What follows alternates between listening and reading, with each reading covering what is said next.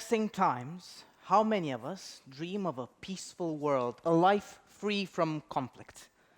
My name is Nae Șovăială, and for half of my life, I've been engaged in the bellicose art of argumentative combat, debate. And I can tell you that I definitely dream of a world filled only by peace. And yet there's a whisper in the back of my mind, a doubt of possibility and desirability. Could we really get to such a world? And if we did, would it truly be better? Let me set the scene for you. We all know conflict is a universal human experience. From the countless wars that most of you are lucky to only learn about from history books, to the many squabbles that permeate our day-to-day. And yet, we all spend such a big chunk of our lives trying to avoid it. Maybe the question isn't how to run from conflict, but how to engage with it productively. Today, I'd like to show you that conflict can be a place where dreams and doubts collide and eventually refine each other into something better. To do that, I'll take you on a journey of discord and dissension. First, I'll explain why conflict matters, how it helps you grow. Then, I'll talk about internal battles that we have within ourselves, because sometimes facing your own doubts is more challenging than facing someone else's convictions. Then we'll talk about external conflict as well. What can we do with it? How do we use it? Finally, I'll try to connect all of these with the present circumstance for most of you who are in high school here, but also with future challenges. By the end, I hope to convince you that the key isn't how to avoid conflict, but rather how to harness it to fuel your dreams. Let's define first. Conflict is the pressure that shapes us, much like the heat that treats metal to make it more flexible and durable. Without it, we stay untested. Our assumptions remain fragile, our relationships superficial. I'll tell you why conflict matters from a perspective of process, practice, and principle. Process first. Life rarely goes according to plan. We stumble and fall and figure out that sometimes we're not weaker, but stronger for it. Nassim Nicholas Taleb calls this anti-fragility, the idea that certain systems, human beings included, don't just tolerate stress, they thrive from it. A fancy figurine might chip or shatter under pressure, but apply pressure to your muscles and they grow stronger. Apply pressure to your mind and it grows sharper. Doubts and failures, if acknowledged, can become the fuel for your growth. If you never struggle with difficult conversation or with hard choices, you never learn that you can handle them. You never learn how to better handle them. Don't believe me? Think about a moment where you were forced to question one of your convictions. Maybe during a debate class, maybe during a difficult conversation with a friend. Chances are it was uncomfortable for you. But chances are that you also grew because of that situation.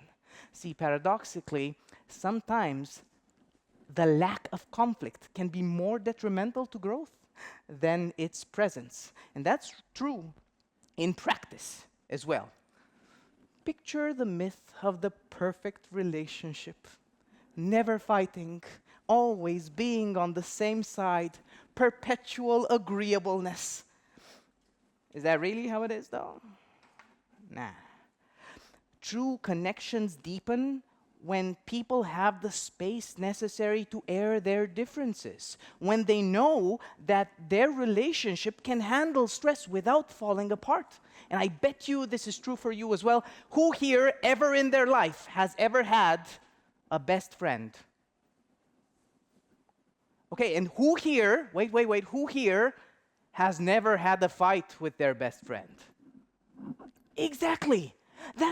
This is not an indicator of something wrong with your relationship. This is an indicator of something right with your relationship. See, conflict, when well done, can really help you figure out who the person in front of you is and can help you deepen the relationship you have with them. And this is true in principle as well. See, human beings are universal conflict avoiders. This is generally a good thing because you don't want to risk your bodily integrity, right? But not all conflict is the same. Do avoid fistfights, but don't avoid intellectual duels. Despite conflict's potential for growth, we are hardwired to avoid all of it, whether it's because of the fear of losing face or the fear of hurting someone else's feelings. But the problem is, when you run away from conflict, you also miss out on the opportunity to refine your relationships and your ideas. So, what if we reframed? What if instead of dreaming of a conflictless world, we dreamed of healthy, non-destructive conflict? By reimagining conflict as constructive, we can replace fear with curiosity, opening the doors to better understanding of the self and of others. Conflict matters from a process, practice, and principle point of view. So now let's differentiate between internal conflict and the external ones.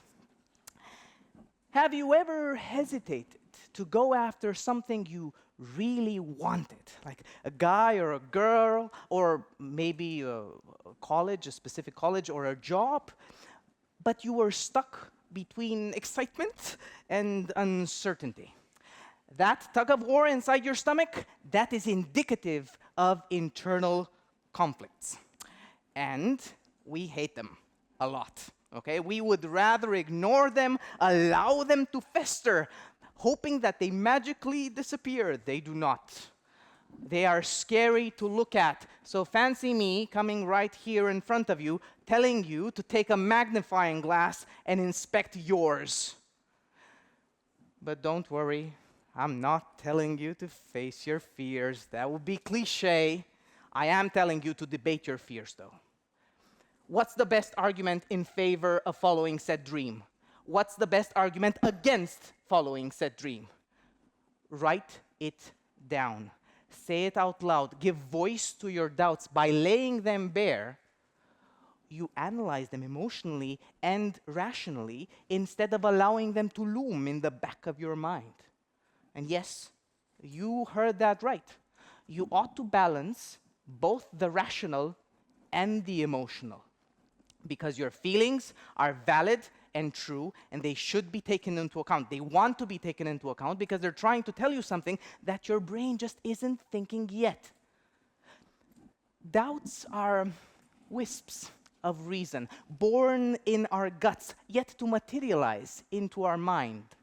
They show up as quiet feelings that something's off, and when you debate your doubts, you are turning those emotional signals into structured questions. This is great for you, okay? How do you do that? Well, I propose you borrow a technique from competitive debate.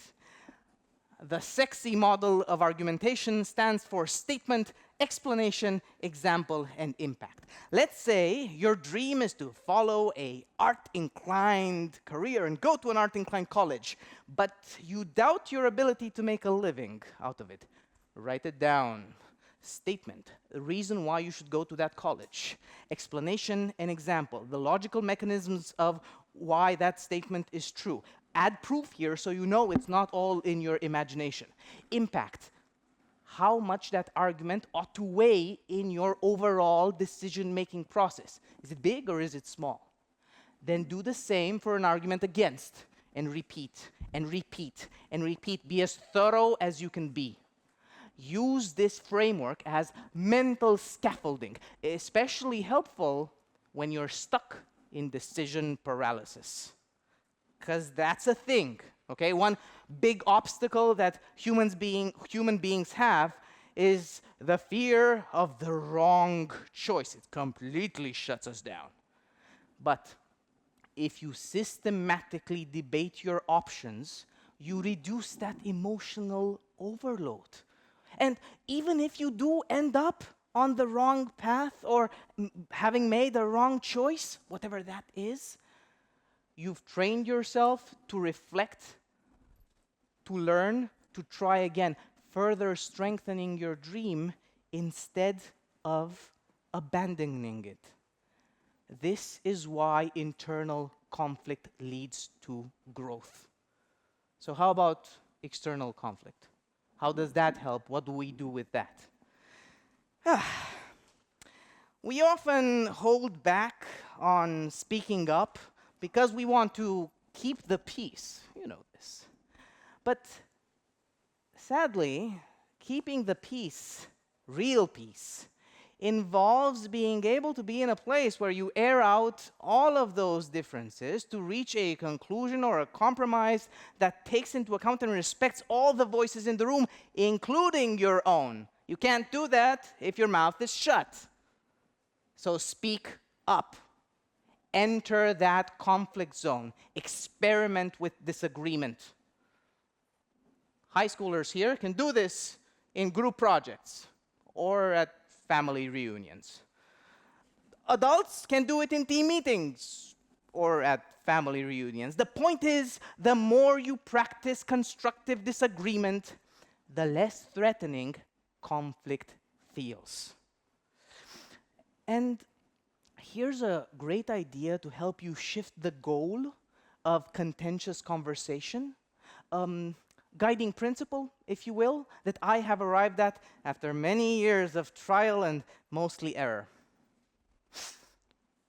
Conversations need to be had, not won. Instead of trying to destroy your opponent's argument, try to enlighten the issue together with them. Walk hand in hand towards the truth. This way, even if you come apart still disagreeing, you'll have done so with respect, clarity, and steps made towards better understanding. Sounds good? Great. But how do you do that precisely? It sounds mystical. Well, thankfully, I have 3 good practices for you to try out tomorrow. Actually, you know what? No, today, starting today. Number 1, start from a point of authentic curiosity. Ask for a story. How did you get to that opinion? Not why do you believe this? Number 2, listen philanthropically. So as you're listening, rephrase what the other person is saying to check for understanding, but do so in a way to make their message sound smarter, not stupider than initially sent by them.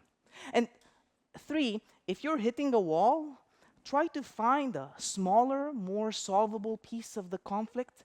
You might not even need to solve that conflict on that day.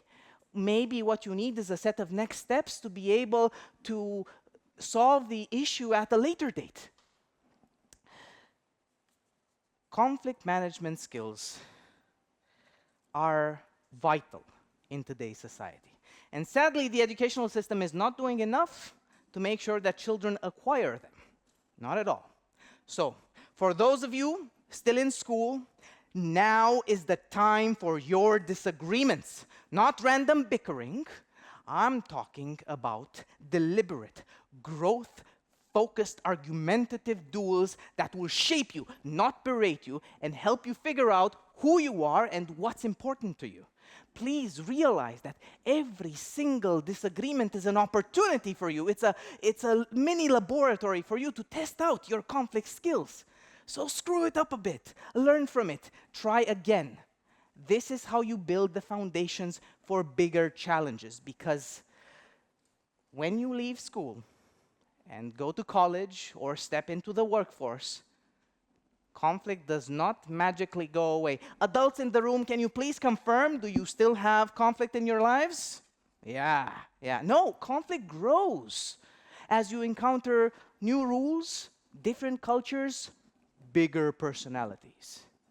But if you practice constructive conflict, you will be able to handle tough conversations, workplace feedback, and even major life decisions with significantly less stress and more confidence. Paradoxically, the more you get into conflict, the more peace of mind you get out of it.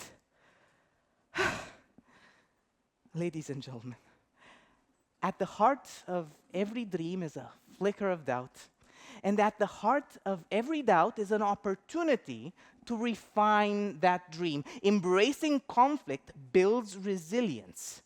It gives you the opportunity to train, to adapt, to see new angles on problems. It's the difference between letting doubts fester and allowing them to sharpen your skill set, your vision, your resolve.